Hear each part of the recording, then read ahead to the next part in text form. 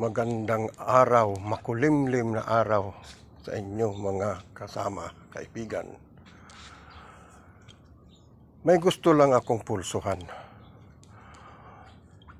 Nagkaroon ng pagtatalo ang Secretary of Justice at si Senator Marcolita sa Senate Tribune Committee.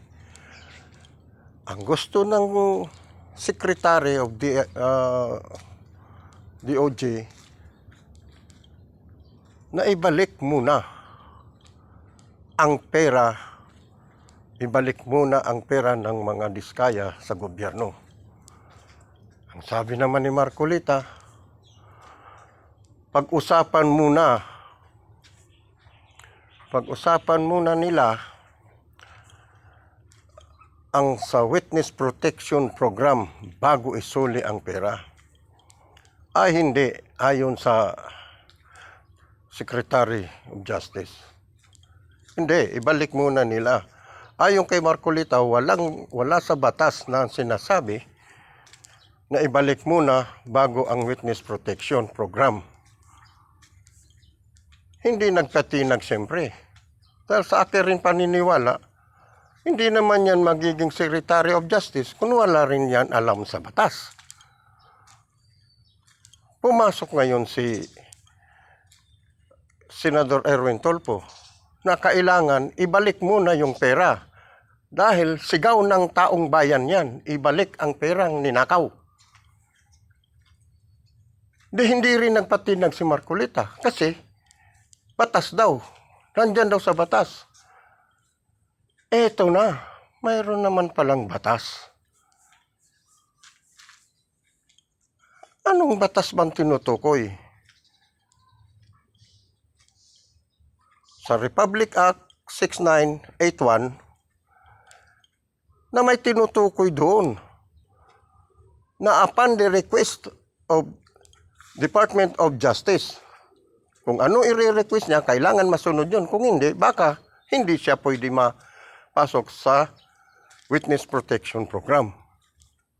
Nandoon naman pala, kailangan din naman pala na mag-request din ang DOJ doon sa nag-a-apply ng Witness Protection Program.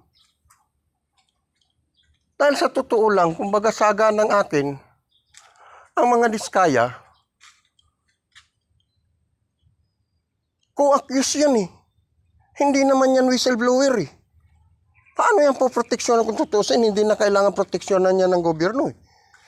Kasi, hindi sila whistleblower na lumapit sa Department of Justice para humingi ng proteksyon kasi may ibubulgar.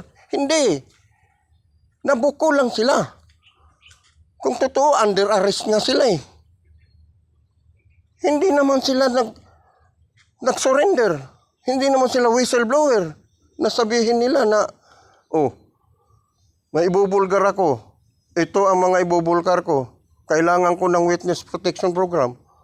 Hindi naman ganun. Tapos ngayon, humihirit, bahala ka sa buhay mo, kumbaga sa akin. Sabihin mo na yung sabihin kung sino ang alam mo, kasabwat ninyo. Hindi pangungunahan mo ako. Kaya tuloy mga tao may nasisilip kaysa isang senador eh. May nasisilip sa isang senador. Di ba? Ibalik muna yung ninakaw. Dahil pag hindi nyo ibinalik yan, posible gagawin at gagawin pa ng iba yan. Wala naman pala nangyayari eh. Di ba? Paano hindi sisigaw ang taong bayan? Divine intervention yan. Gumawa na ng paraan ang kalikasan para mabulgar yan ng katotohanan. Kasi kung tutusin noon pa yan eh. Sinasabi lang, ayusin na lang natin yung baha. Tulungan na lang natin ng mga nasalanta. Di ba? Sino rin ang gagastos ng gobyerno? Ang ninakawan gobyerno, gagastos sa mga nasalanta ang gobyerno. Di ba?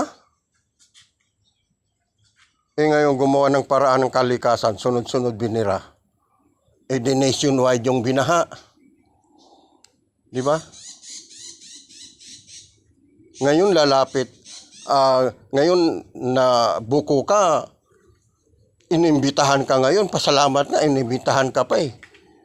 Yung iba nga na nagnakaw, kulong agad bago investigasyon eh.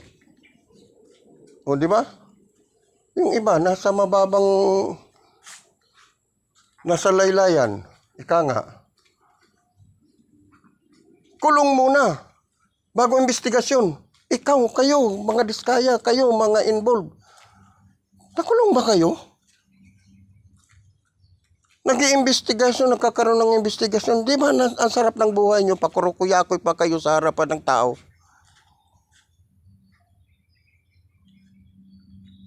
Sa edad ko, hindi na ako pwede sumama sa rally.